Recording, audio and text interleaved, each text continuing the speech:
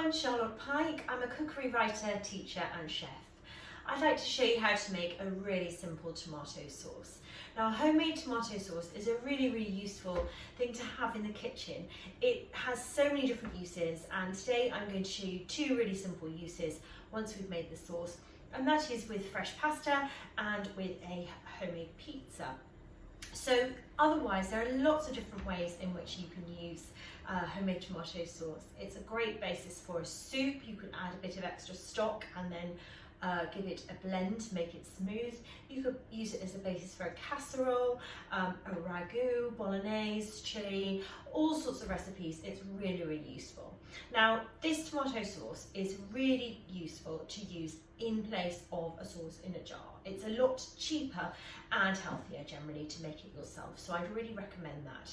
Now, we're going to use tinned tomatoes. You can use fresh if you like, but to be honest, fresh tomatoes are only really good for a short season in summer, and they're a lot more expensive, so tinned are fine. Now, if you're using tinned tomatoes, you may notice that they require a little bit of adjustment with the seasoning. Now, you can absolutely use any type of tinned tomatoes you can get, but the basic tinned tomatoes sometimes are picked and canned when they're not quite ripe. So they might just need a little pinch of sugar to bring out the sweetness. They might taste a little bit acidic. But honestly, you can use any tomatoes you have. So what I'm going to do is to prepare the ingredients first of all. I've got some onion and I'm going to dice that. So I'm going to cut it in half. I've got a little bowl here for my peelings, and I'm going to peel off the skin. And it looks like it needs one of the outer layers taking off, so I shall do that. So these are white onions, but you can use red onions, you could use shallots, you could even use spring onions. It doesn't matter too much. I'm going to just trim the top off the onion and clean these bits off my board so they don't get mixed up with the chopped onion. So I'm just going to cut in from the top to the bottom towards the root and then across the top. And what I'm doing is I'm leaving this root bit on, and then I'm going to cut up to the root and then discard it at the end, and that will keep the onion held together nicely while I chop it.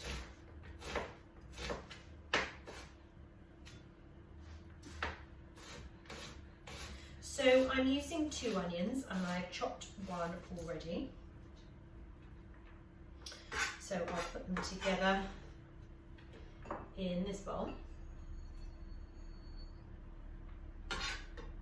Now I've got a medium-sized saucepan ready. And what I shall do is put the onions into this pan with some olive oil. Now, you don't really need to warm the olive oil too much before. You can put it in cold like this. That will work nicely. Now I'm just putting a decent drizzle of oil, and this is probably about 3 or 4 tablespoons. I'm using extra virgin oil, but you can use any oil. If you've got something like a sunflower oil or a rapeseed oil, that would be fine. You could even use a little bit of butter as well. So I'm going to put the onion into the oil, and we want to season that with a little bit of salt. Now, this is sea salt, but use any salt you have, and some black pepper if you'd like to use it. You could even put, if you like something spicy, you could even chop up a red chilli and put it in. I'm going to stick that on the heat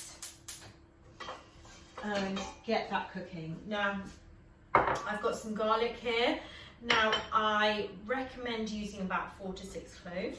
These garlic cloves I've got from this bulb are really tiny, so I'm using a few more. Now, I've peeled them, and now I'm just going to chop them roughly.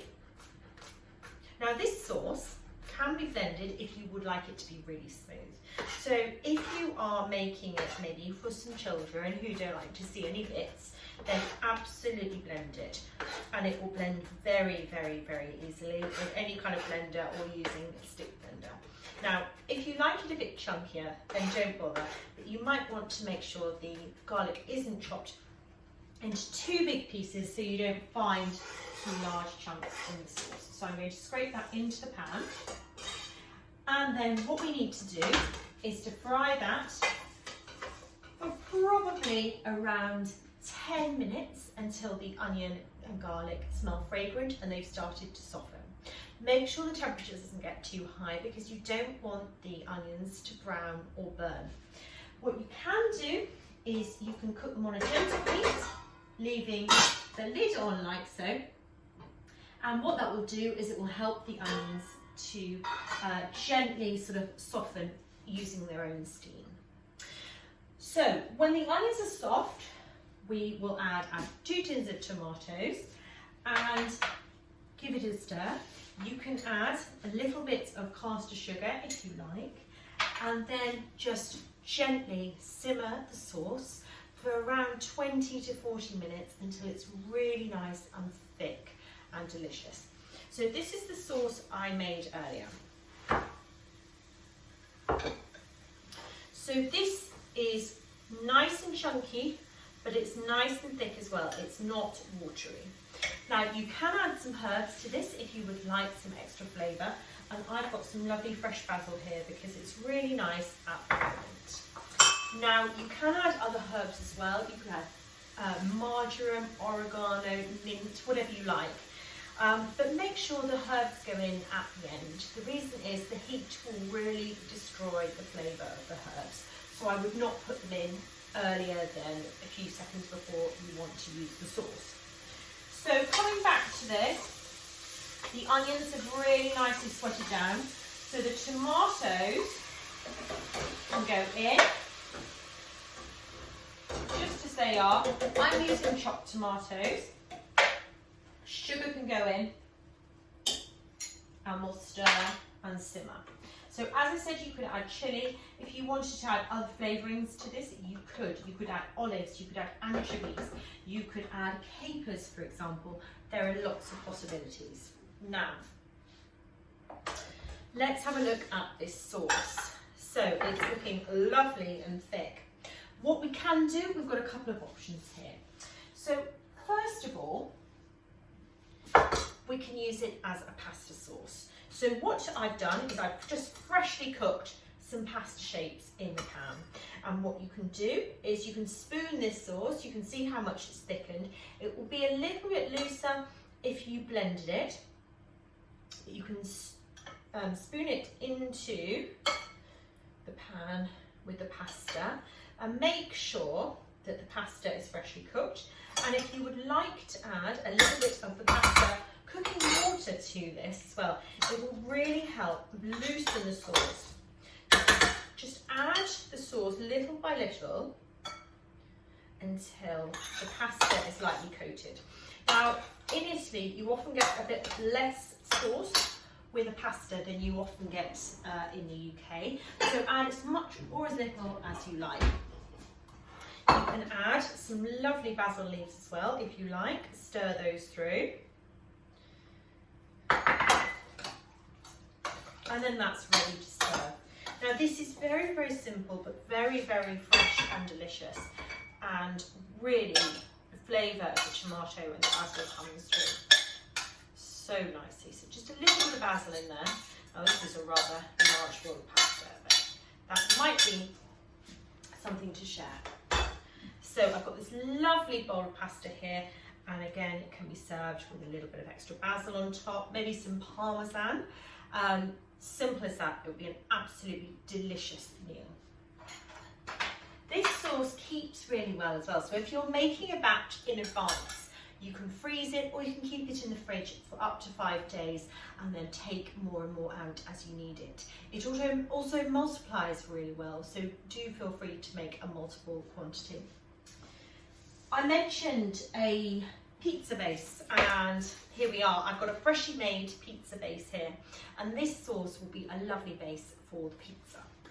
Now, this one is much better than anything like a tomato puree straight out of the tube. The flavours will not be very balanced, so you can add some tomato puree to this if you want it to be thicker, richer and have a more intense flavour, but I wouldn't recommend putting that straight on the pizza base. This tomato sauce has got a lovely developed sweet tomato flavour, and that will work so much better. So I'm going to put a couple of spoonfuls on the pizza base. Now I made this from scratch using some strong white bread flour, and I also added some yeast, a bit of sugar, a bit of olive oil and some warm water, mixed it together, and I left it for a couple of hours to prove. Now if you don't have the time or the ability to make a pizza base, you can obviously buy pizza bases, either made and shaped from the supermarket. You can buy some even ready-made dough in the fridge of the supermarket. So use whichever option suits you.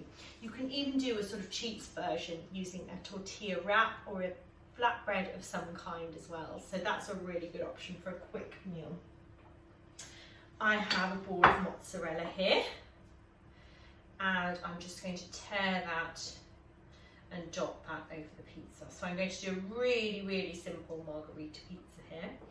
Now this is just a really simple cow's milk mozzarella cheese, but you can use any cheese you like. This is just quite a nice simple and melty cheese. So I've dotted the cheese over the base, and I'm going to add some basil leaves as well for a bit more flavour.